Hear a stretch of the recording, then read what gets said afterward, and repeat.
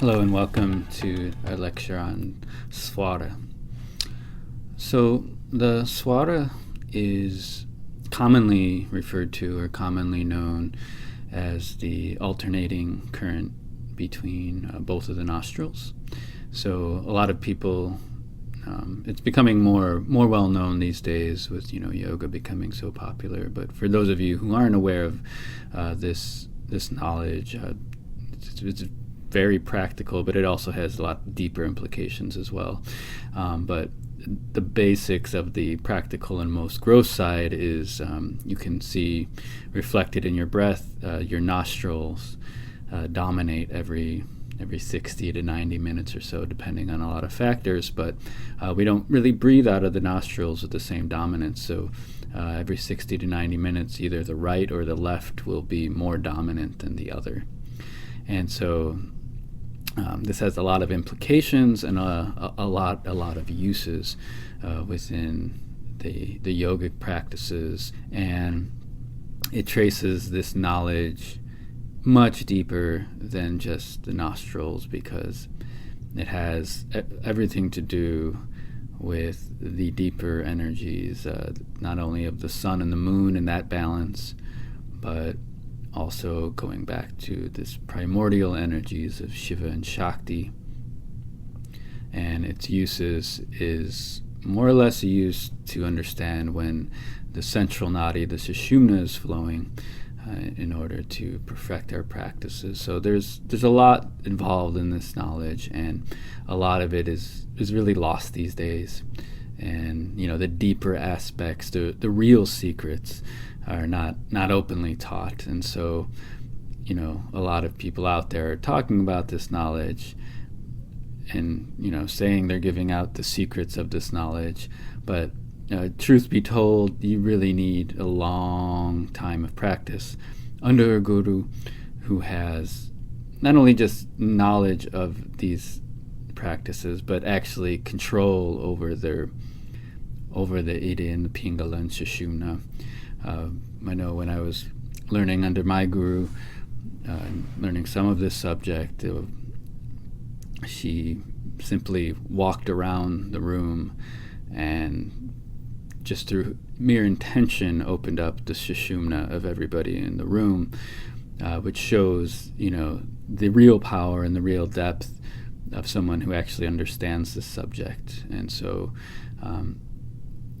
it's not merely physical manipulation, much as nowadays yoga is very physical and so on. There is a lot of depth to it, prana, and working with it, and having a real teacher working with it. So we're not going to get into those depths today, but I am going to introduce the subject in this lecture and some of the more practical things that I've learned and that we can use in our day-to-day life and start to introduce us to the Swara. And even this basic work is still very useful. It's still very practical, and it's something that will open you up in ways that you may not have thought possible, and it's very easily accessible. So, but there are still cautions with it, and we'll get into that as we go along. And this is part of the reason why I don't just put all my information up on the YouTube, and why I require people to actually look on the site and join the site if they want to learn the full scope of everything that I teach. Because when you learn how to put a lot of this information together, or if you just learn some of the basics, there is great caution and great ability to do harm to yourself or others, depending on how you use it. So some people are more apt to just throw out whatever they want out there, but I'm very cautious with this knowledge, because it takes some time to respect and learn and really get into.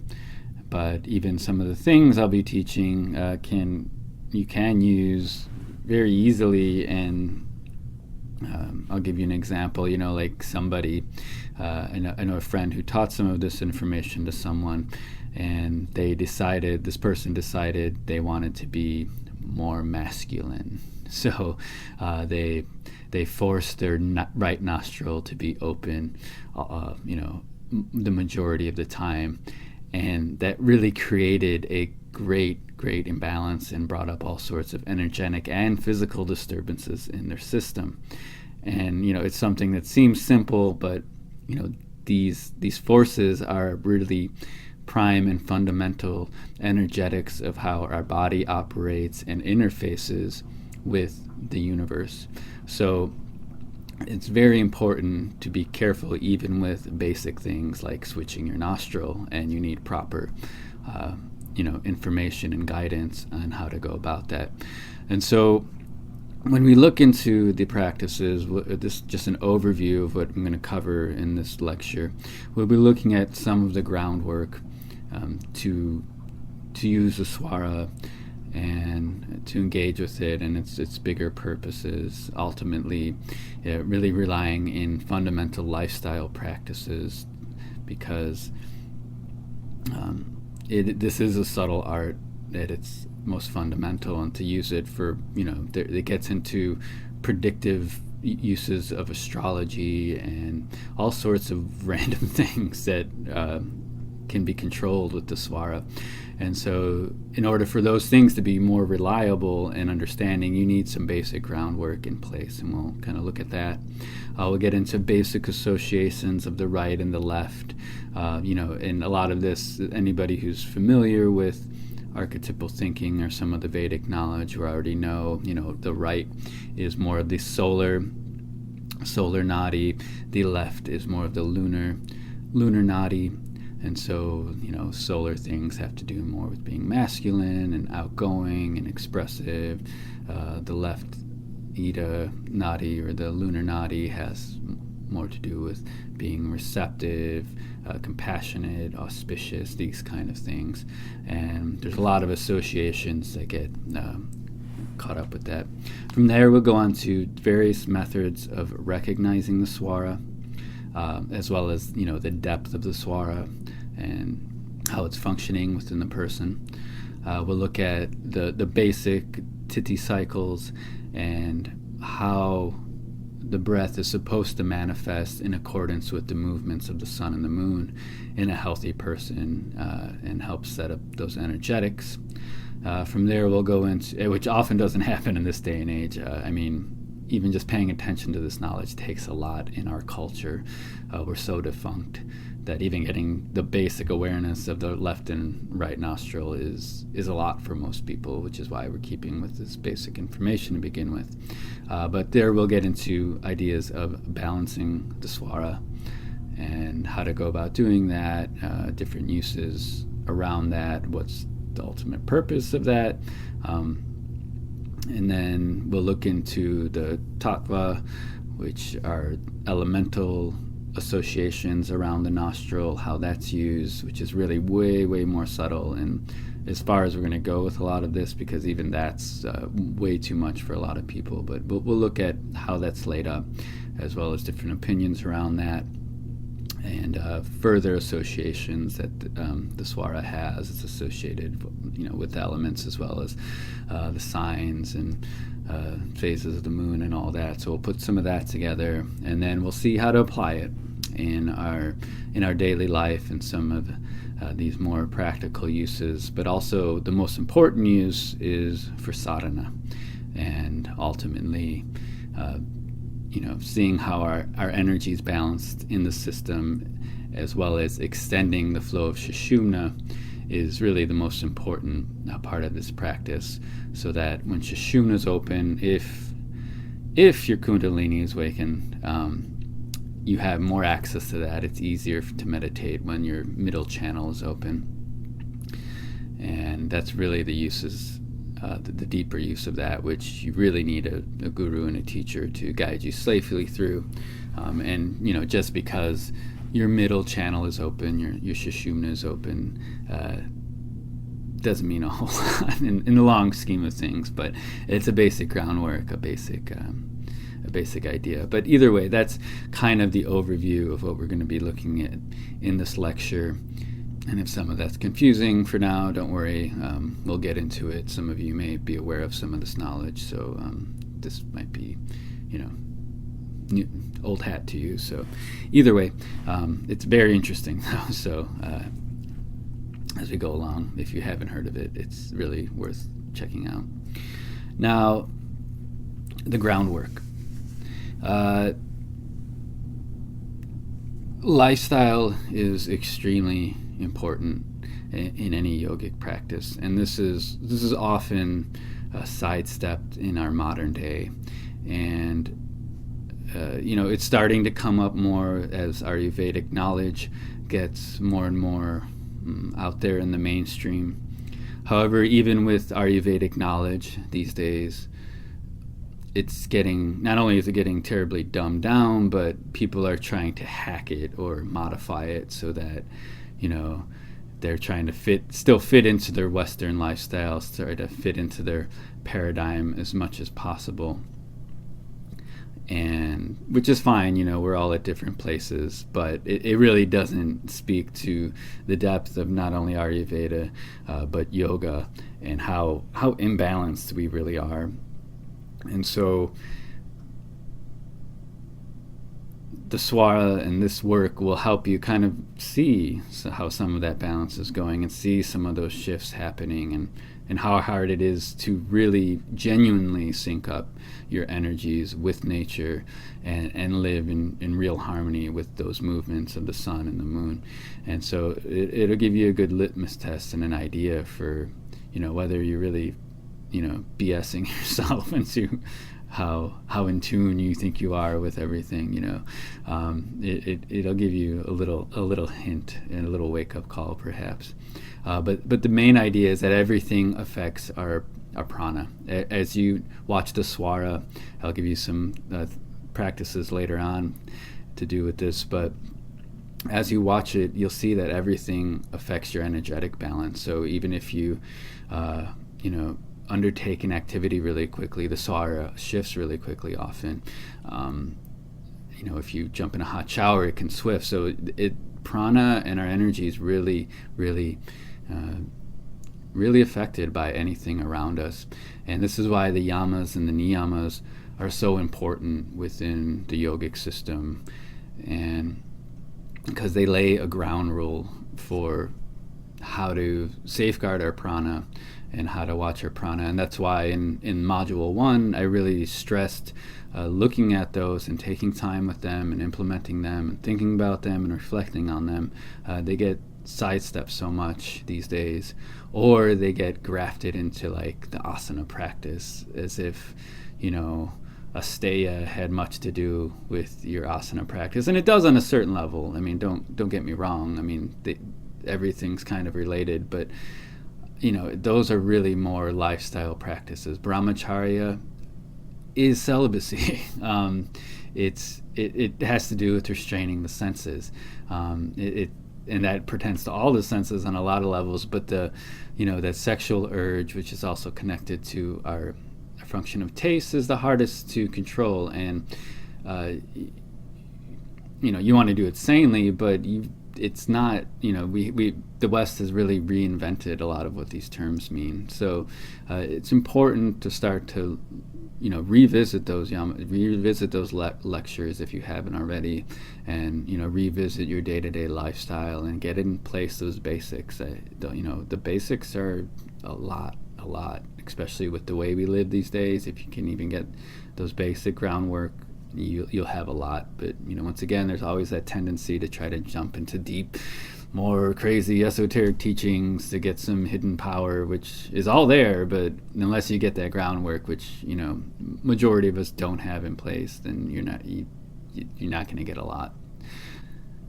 And if you just look at some basic protocols, basic ideas of what's happening, prana depletion, these are just some signposts for you if you have a lot of jealousy and despair, worry, anger, all these kind of, if you have excessive sex, these are just some signposts if you're depleting your prana, if those are things that constantly come up for you in your life.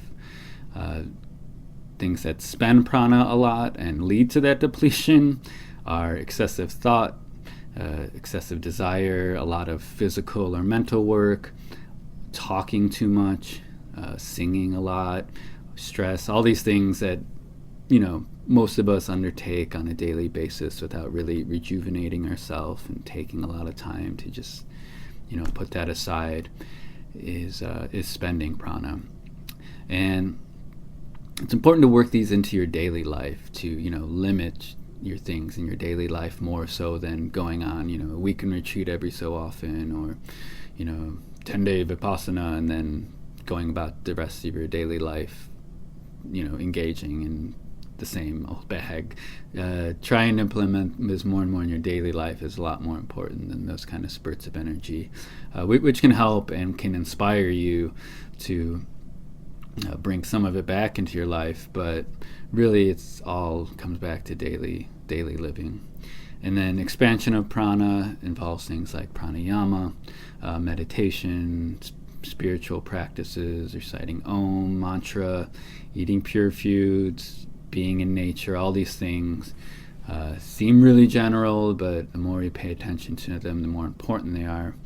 And notice I haven't put, asana in here or kind of physical movements, because the way a lot of yoga these days is practiced is actually depleting to the system, or it creates a lot more mental agitation in the system, especially some of these more alignment-based practices. They trap you in the thought, and they actually lock the prana in certain patterns. So I would be really cautious with almost all the popular yoga out there these days. It has its place and it has its uses, and I'll talk about that in another video, but try to let go of some of that. Try to let go of that focus on the body so much, on the mental aspect, on the attempt to control everything in your life, including your asana practice.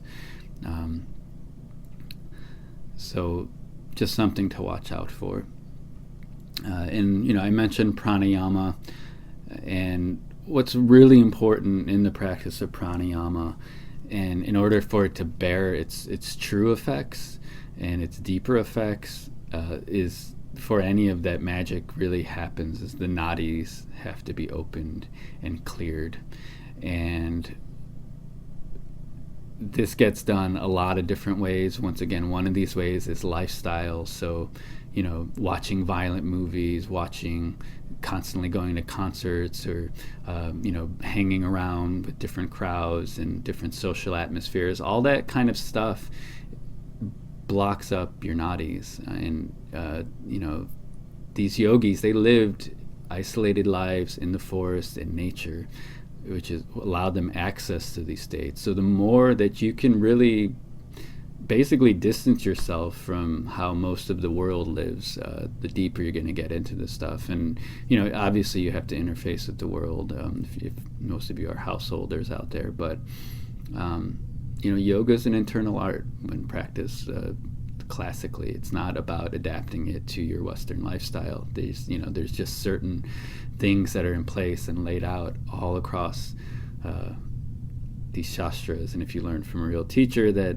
really aren't negotiable. And nowadays a lot of people are trying to negotiate them, but if you want to do work with the Swara and pranayama, those nadis have to be cleared. So once again, all those lifestyle practices will help to clear the nadis some.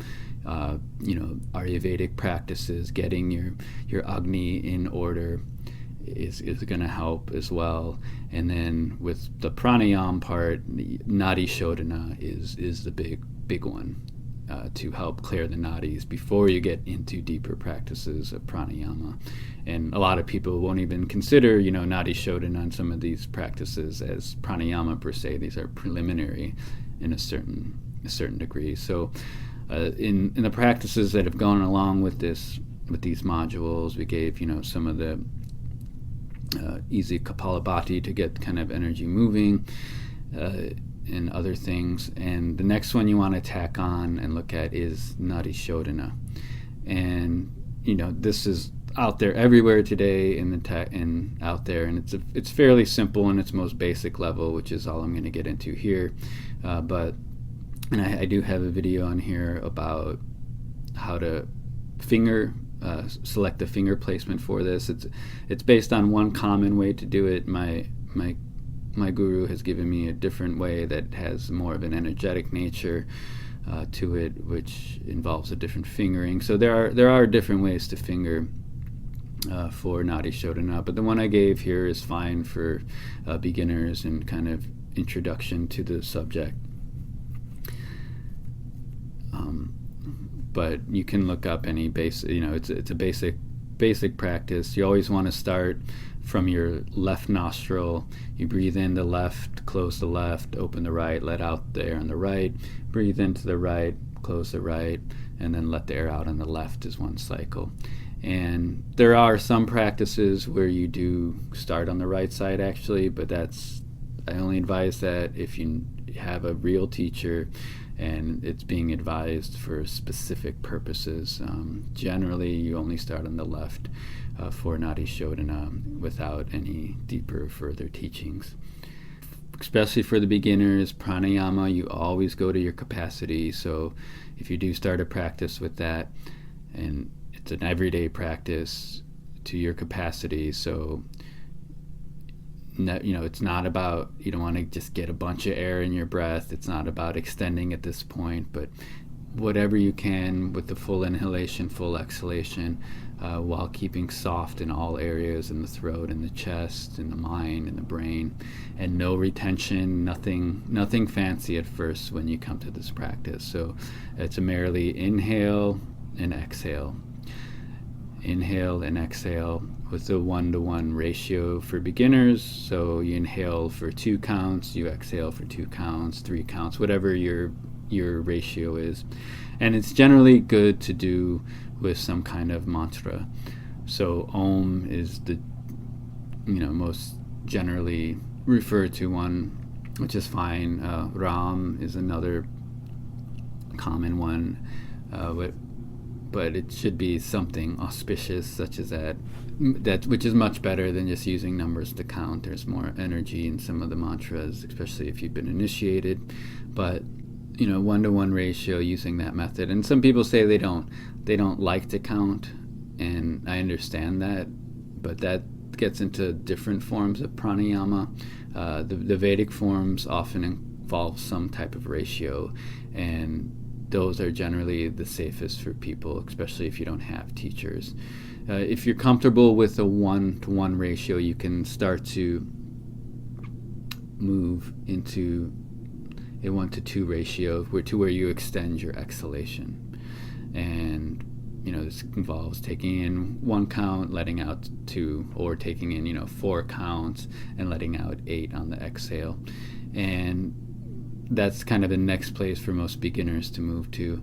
The exhalation breath lets go of thoughts, it lets go of toxins in the body, and it's really in the exhalation breath too that prana spreads throughout the body. So inhalation, you're taking in prana, and on your exhalation is really when it's getting distributed. So it's at that point, whenever you're working with it and sending it to places in your bodies where you can get the most input back, is on that exhalation breath. So those are just some tips on Nadi Shodhana, but it's fairly safe in practice, but it's really the first one to really start working with before you're getting into some of these other more extended pranayama practices.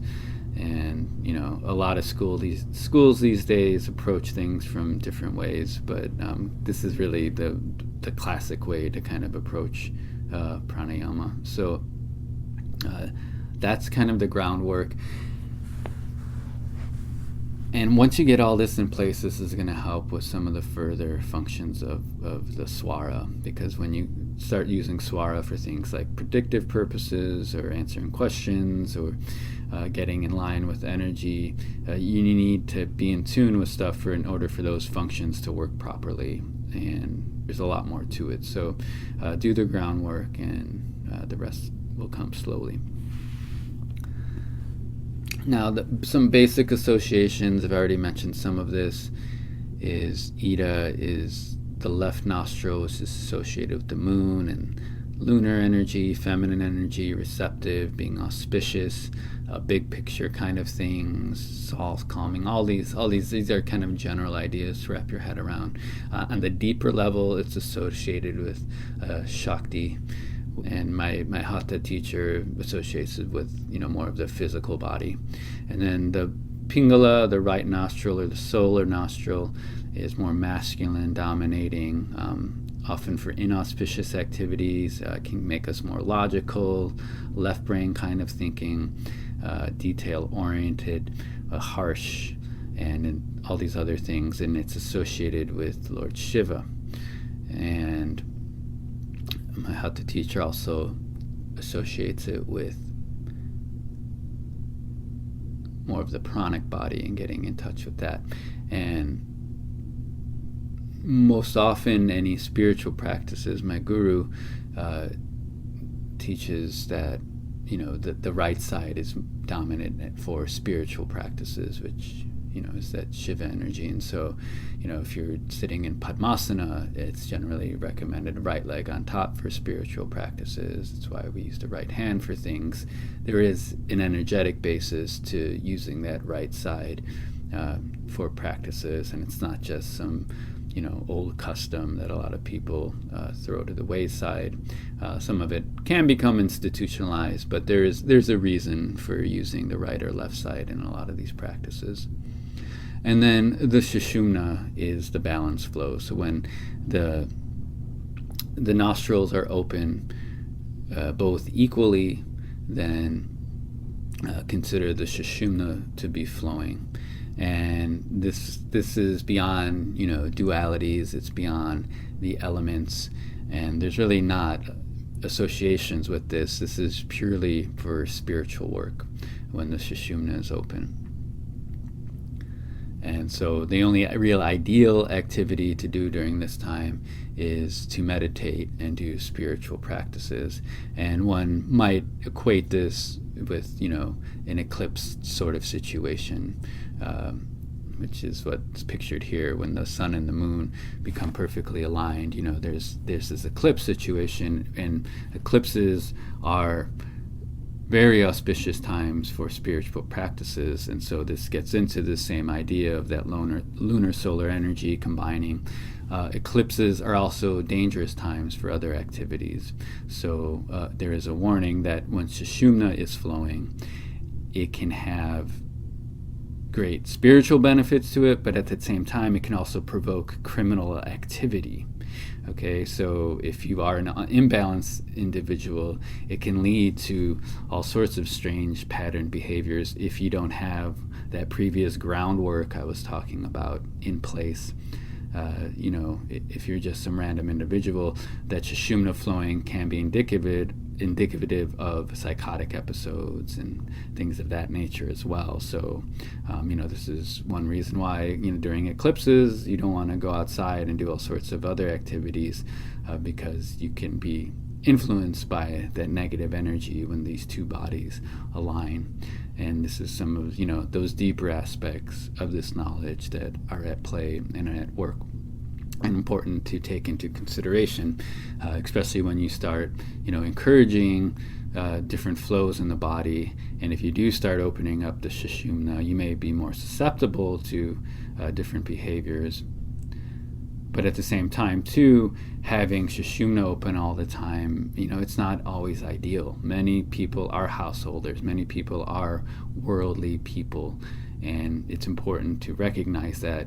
And Sushumna being active a lot is not often recommended for people who are householders. And so unless you're with a teacher who, has given you guidance on how to work with some of this and is protecting you, on a subtle plane, on a subtle aspect, then you do need to be careful with this. This is once again one of the reasons why I don't put out all the information and all these videos on YouTube, and I encourage you to join the site to learn completely. So, those are the basic associations that we have here. Now we're going to start looking at how to recognize the Swara. So basically the Swara, the flow shifts in the nostrils every 60 to 90 minutes or so. And this can vary greatly depending on many factors: weather patterns, time of day, time of life, imbalances in our system. All sorts of things are going to affect this flow. But in a generally healthy person, this flow should be shifting every 60 to 90 minutes. And if it's extending over 2 hours, that's not healthy. You can use some of the methods I'll show you to shift it back.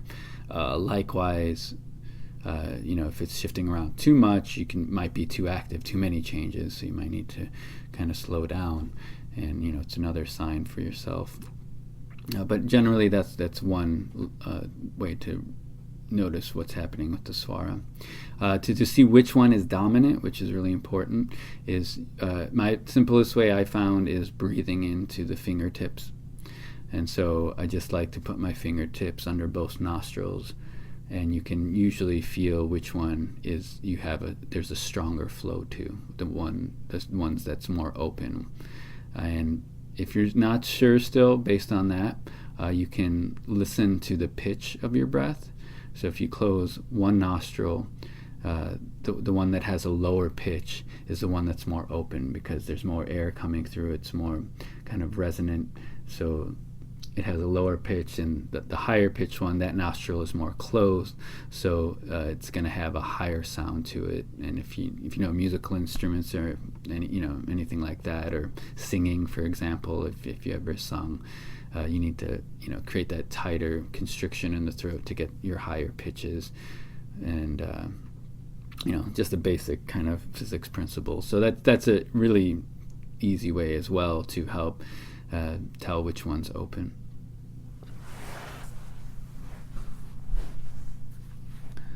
The next one is breathing into a mirror. You can tell which one is more open if there's more vapor from the open nostril into a mirror.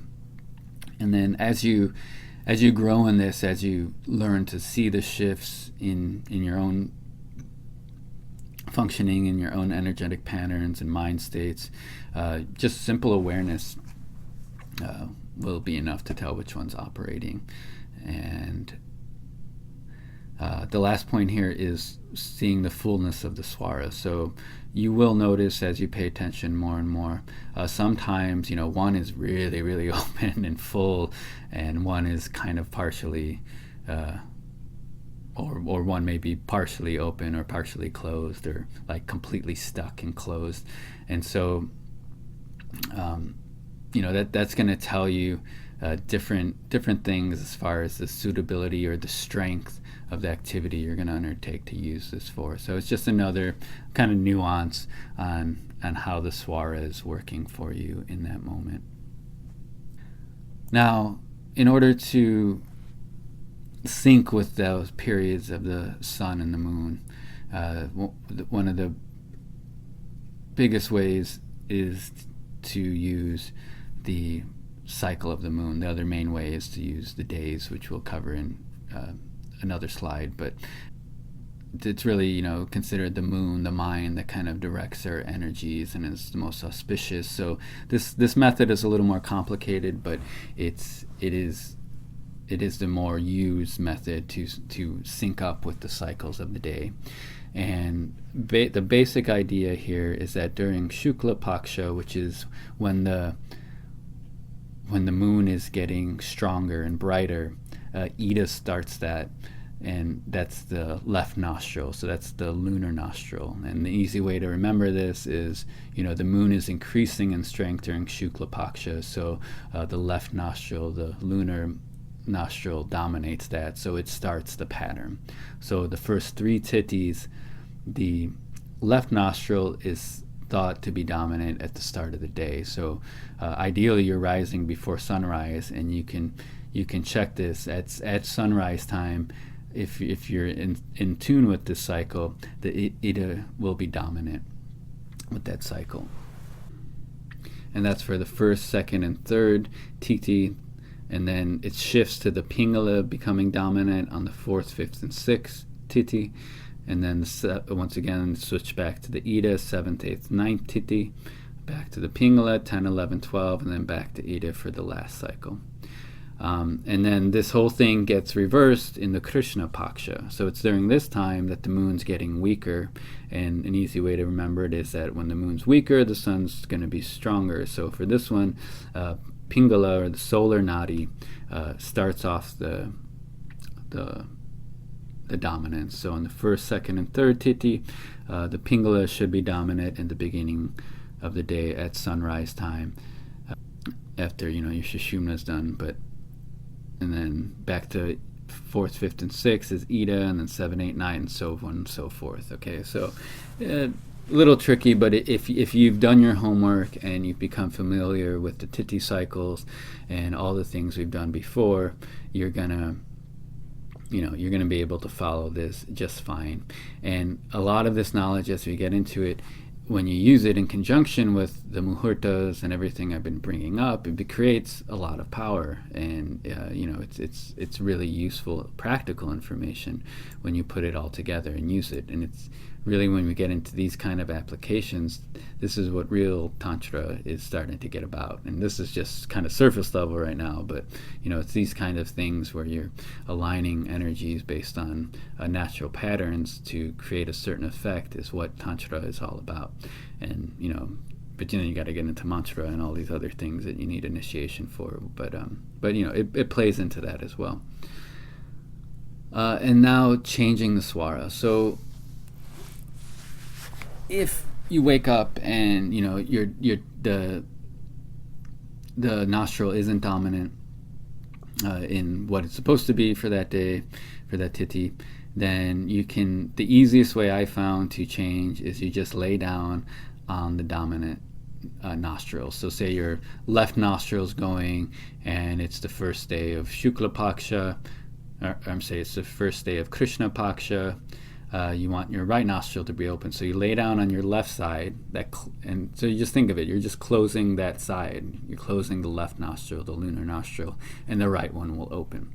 And I usually open up my armpit, stretch my arm out, lay on my whole side, and I open up my right arm overhead. So that's the easiest way I found, the quickest way. It only takes a minute or two usually, unless you're really stuck. So unless you have some imbalance, or the nostril just switched, or something's predominating in your system, it should switch really easily. If it doesn't switch really easily for you, then that's one sign that you're a little deeper in balance, that you need to pay attention to some of what you're doing.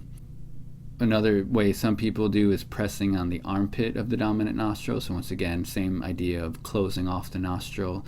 I found this one a little bit trickier.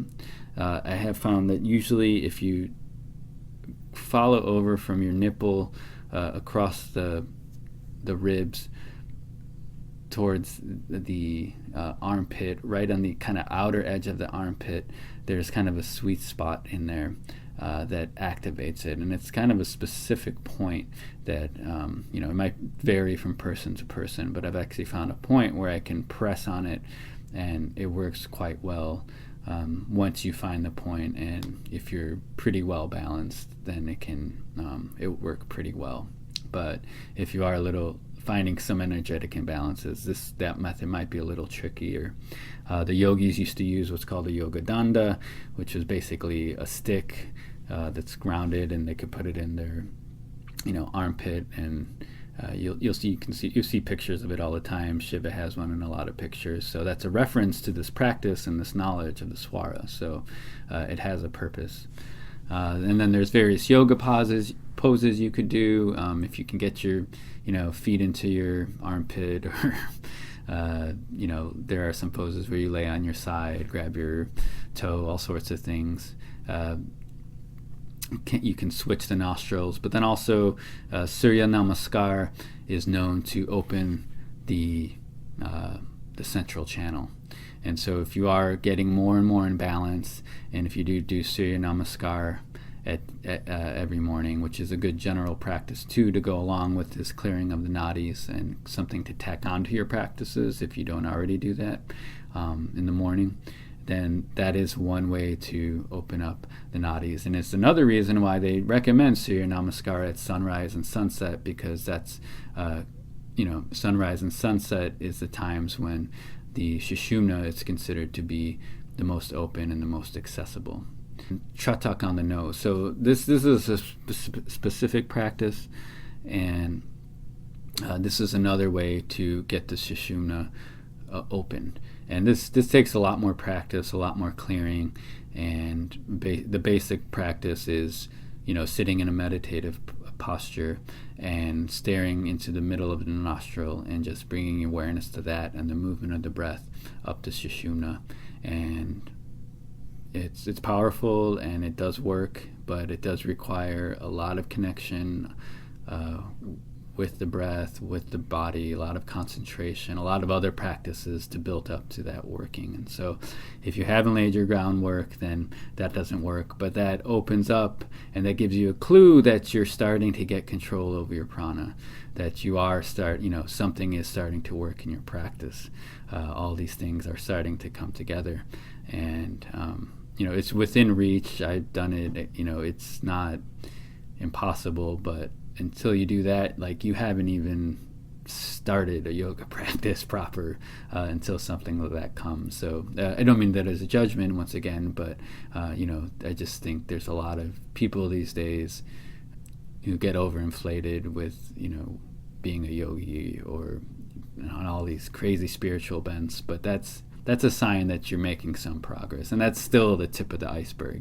Just the tip of your nose, literally. It's just starting to show that some things are working, but it is one signpost if you're working more energetically on these practices. Once you get some familiarity with the nostril, the dominant nostril, and that may be all you get. It's very tricky to pay attention to that within your daily life, especially in these modern times when we have so much on our plate and we're so involved in the world. But it is a nice reflection on the breath to come, bring ourselves back and bring a constant awareness back to the breath through the day. And it's a really nice practice. And so the more subtle aspect of this is when we get to knowledge of the Tattva, or the elements within the breath. And this is going to require a lot more concentration, subtlety, and nuance, and maybe beyond most people. I'm still kind of a neophyte with this, and even me personally, I have to go, be in nature. I have to go, away from a city or any, not just, some park somewhere, but deep in the mountains where the energy is just very calm and conducive to this kind of thing before I even start getting a read on this. So this is a really hard practice to bring back into kind of modern life. And even where I live, it's still like a little kind of farm town. It's closer to some bigger towns, but just even being within this environment, it's still hard to get in touch with this. So, but it's there. And because it is so subtle, with any very subtle practice, there is lots of variations on how this is set up. So, unless you're working deeply with the teacher, I'm kind of just giving you some hints here for things to look at if you do want to try to pay a little closer attention to the breath. But don't look at these as hard and fast rules. You'll see a lot of different teachings on this. So I'm just giving you this as a means to introduction, and then you can use it as one more point of awareness if you have time, energy, and subtlety. But if not, focus on the basics I've already given, which is enough for what we're going to go with this. But basically, it's considered that the earth, and these are in the teachings I've had, earth is predominant. And so when earth is ruling, so all these elements rule different time periods through an hour. And this quote-unquote hour is going to shift, once again, depending on a lot of factors. And, just as the activities we do influence the Swara, so they're going to influence what elements dominate on us. So this is even trickier because it can shift as well. Likewise, too, these elements are good for different activities as well, just as the Swara is. So it's considered essential knowledge to practice yoga. But when you feel the breath dominating more on the inner septum of the nose, which dominates for about 20 minutes, give or take, depending on how long your swara is running. That's considered earth dominant. And then the outer edge of the nose, the rounded kind of part of the nose that's more towards the lips, is considered water. Fire is considered predominant when you feel it right on the tip of the nose and up the top of the nose. Air is right on the outer edges of the nose, so the big kind of sides of the nose. If you feel it more predominant on that part of the nostril, air is considered dominant. And then ether is when it kind of roams around, and it's just kind of roaming all around the center of the nose, and it's a little more nebulous. And when you can't tell exactly where it's roaming, ether is considered predominant. The order I've been given by my hatha teacher is that air is predominant first, then fire, then water, then earth, then ether. So once again, that's a general guideline to watch out for, but a lot of factors can influence in how that's working, and it's not always the case. So just a little tip there. One of the more important things is that each element varies in its distance of breath. And I'm not going to get into, it's different amounts of fingers, but if you feel your breath, you can feel it at a certain distance from your nose, basically, and each element has a certain stamp on it. But the more important thing with that is that there's considered to be certain powers that you get with retaining the breath shorter and shorter distance from the nose. So the basic idea with that, though, is you want to restrain the breath as much as possible, so you're not just forcing the breath out violently in any random manner. And the more you get that control and the breath stays close to the nose, different powers and things open up, and more importantly, you retain your prana more, and your prana is more smooth and under control. And that comes more and more with breath work and everything, which I haven't gotten into. We get with that with module 3, because it's important to have basics under, so don't worry about that too much now, but it comes a little later. I've already mentioned about activities, shifting the nostril dominance, shortening the breath. There are the methods given, such as breathing in a mirror. There's different shapes associated with this based on the chakras, and you can also do Sanmukhi mudra, which is a mudra I haven't taught. So there's some other details. I'm not getting into it once again, not yet. But these are just basic details about how to start to pay a little closer attention to the breath and how it's working in the nostrils, if you have the time and the ability, and the rest can come later. So to look at further associations past the elements, Ida is associated with the earth and water elements, as well as the signs and some of the planets, the auspicious planets more specifically. So Taurus, Cancer, Virgo, Scorpio, you have the list there. Hopefully you're familiar with the earth and water signs so far. But those are associated with the flow in the left nostril. And then also the days of the week of the auspicious planets, so is associated with the left nostril. And on the opposite side, Pingala, the solar Nadi, is associated with fire and air elements, as well as signs and planets. So basically all the fire and air signs, as well as the malefic planets, are associated with the solar Nadi. So this knowledge allows us to do a couple more things. So it allows us even more overlap. So kind of like how we were looking at the muhurtas, where we could overlap certain energies to get the prime time to do something. Here, if we have a Tithi overlining with the water element functioning, as well as maybe a water sign rising, but more importantly an auspicious planet that's associated with the Ida, if we line up those elements on a day to do something, then the energy will be flowing for us to perform an activity specific, which we'll get into the activities in a minute, but it'll give that much more energy, auspicious energy, which was to complete that activity. Same if the right solar nostrils flowing, if all those, let's say, it's Krishna Paksha, the first day of Krishna Paksha, when the sun's more dominant, and we have the right nostril flowing, and it's on a Tuesday, maybe Leo's rising, and it's in an aura. It's in a hora of the sun or something, and we're getting a new job, and we picked out a muhurta to start the job on. All these influences together are going to give us that much more push in that direction. So these are just more nuances, and this can also be used with querying and answering astrology questions, and that's a way more detailed thing, which I'm not going to get into